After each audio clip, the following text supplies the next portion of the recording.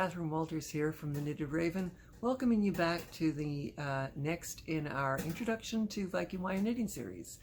This is part 4, and today you're going to learn about how to join wire to your knitting as you go along, and also some troubleshooting tips to help you out along the way. Stay tuned, we'll be right back. Hi, Katherine Walters back, the Knitted Raven, with the next installment in our Introduction to Viking Wire Knitting series. This is part 4, and today you're going to learn how to join wire. Now, I'll confess this is actually my second take. So I've already trimmed off the tail here. Let's just say we had some background noise that I wasn't happy with. So there was a tail left on the end here, probably about, I don't know, 2 inches long. And there's a reason I choose to cut off that much wire from the wingspan that I use to do the knitting. And that's because the top inch or inch and a half is actually quite brittle. And it got that way because you jammed it behind every stitch that you've made here. So it's quite work hardened, and it's not a nice way to end off for a join. So what I do is I take my cutters and I just went in here underneath the next stitch and I just trim that off. I've gone ahead and got another wingspan of wire here that's been cleaned. I just ran my fingers over it again to try and straighten it a bit. And I'm going to show you today how I choose to join wire to my knitting. It can be done in different ways, but I choose to do what I call the duplicate stitch approach. With each stitch, you will notice the wire comes in, goes around the stitch before, and then the wire that comes out on the left side crosses across. It crosses itself, I guess is the best way to put it. That denotes a stitch. Normally, if we were going to continue knitting, I would insert my wire here. But because I want to make a duplicate stitch, I'll be working in here. All right. First, we have to decide what to do with this end and to get it anchored. So the first thing I do is I slide it in behind the front crossing wire so I can hold it with my finger. I take the other end of my wire and I go in above that stitch, like so, trying not to catch my dowel in the process, because that happens. And I pull into the left, and then I go to the right to set the stitch. And now I'll pull that tail off and just leave it over there.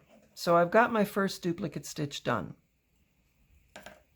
It lies exactly on top of the previous stitch. Now we're going to go to the last stitch that we made before we cut the wire off, and we're going to do that again. We don't need to anchor the wire this time because that's already been done. So we go straight up above like this, and I'm going to get this as close as I can so you can see. So hopefully that came into focus. And once again, you pull it through. First you tug to the left and then back to the right. Now today I wanted to introduce a couple of tools that I haven't mentioned before. I like to have a couple of tapestry needles of different sizes when I'm doing Viking style wire knitting, whether it's chains or other projects, because they're great little things for getting into tight places and to fandangle wire. So they're great because if, say, for example, you couldn't get your wire in behind the previous stitch, you can lift it up using the end of the tapestry needle, at least enough to get your wire in, and then you can press it back down. So they're quite handy to have, and I do keep them on hand while I'm knitting because it can get me out of a lot of trouble. Sometimes, even to knit a stitch, you need to lift slightly, just like I did then. But that's okay. Now, seeing as how I did a fair bit of knitting in the last video, I'm not going to bore you with this now, but what I'm going to do is I'm going to knit all the way around to where we made the join so I can show you what happens next. I'll be back in a second. Okay, welcome back. Now you can see I'm just about back to where we made the first duplicate stitch. So the first thing I need to do is I need to trim that wire. So keeping the flat side of your pliers towards the stitch that you made, duplicate stitch that you made, snip that off and just push that up out of the way. Then bring your wire across. This time you are going to knit that stitch. So you want to get, and here's where it can get a bit tricky. You want to make sure you get behind both wires. You want to knit both stitches, not just one of them, okay?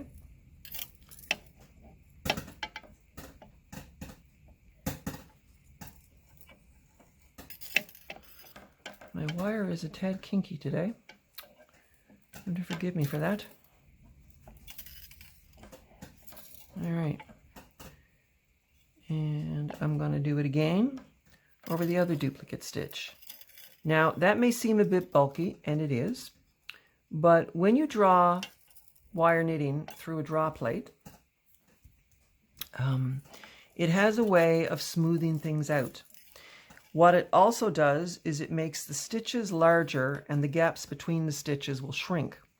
So that will work in your favor with this join. And if the tails are sticking out, we will deal with them at that time. The purpose right now is you want to have enough of a join that's stable enough so it doesn't get distorted when you pull it through the draw plate. And that's why I like to make 2 duplicate stitches. So I'm going to continue knitting on now and probably knit up several wingspans of wire. I want to bring my work well down this dowel so I've got enough to make something out of. And I want to show you something. As you get to the bottom of the dowel, you're going to find your left wrist getting tired. So what you can do is you can twist this. You can twist your dowel up the knitting. So you actually work the carriage off. And that way you keep the working, I guess, end fairly close to the far end of your dowel. That'll make it easier on your hands if you have more to grab. If you've got arthritic hands and the 3/8" dowel, you still find it small, you can do what I did here with this 1/4" dowel. This is just the shelving material that you can buy at most dollar stores for helping things not slip, like under mats or even as shelf liners.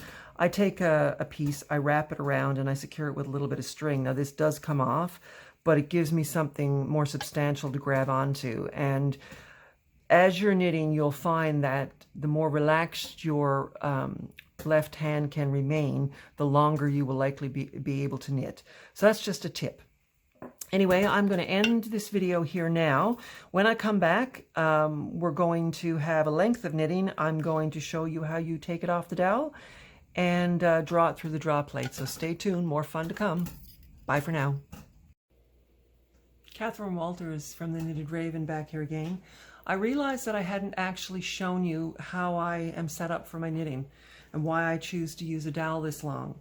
Normally, I sit on a chair or in an armchair, and I brace the dowel against my chest, and that keeps the knitting up close to my face, which I'm wearing magnifiers and reading glasses. I need all the help I can get. So I find this works really, really well. If my wire gets twisted a little bit on the dowel, you can twist it back and forth a little bit to straighten it up and carry on.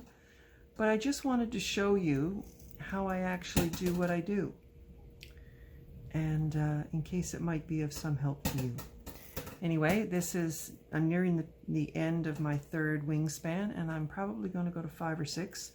So I've got a healthy length of wire to demonstrate with how you finish up to get your Viking knitting ready to turn into jewelry. And that's what we'll be doing next. Anyway, talk to you soon.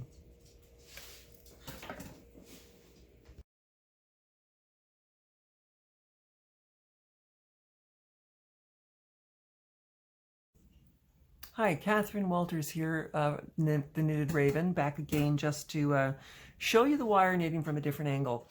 I don't have the camera in front of me, and I wanted to sort of explain why I use a dowel this long when I'm knitting. And it's because I like to rest the dowel against myself. And this lets me keep my work up closer to my face, which works out really great for me because my eyesight isn't great. And even with my reading glasses and my magnifiers, this is a comfortable distance for me. It also takes some of the pressure off my left hand because my left hand is just sort of guiding it, but it doesn't actually do all the work. I keep it angled, the dowel angled up, and depending on what your vision's like, you'll want to find your sweet spot. So I thought I'd just show you this so you could see how I do it. And just to remind everybody, you scoot behind the previous stitch, the wire, put your finger up through, so when you pull the wire tight, it curves around your finger, pull your finger out of the way, tug to the left, go back to the right, little press to set the stitch, and you're good to go for your next stitch. I'm on my 3rd wingspan, and I'm going to go to 6 before you see me again. So I'll talk to you soon.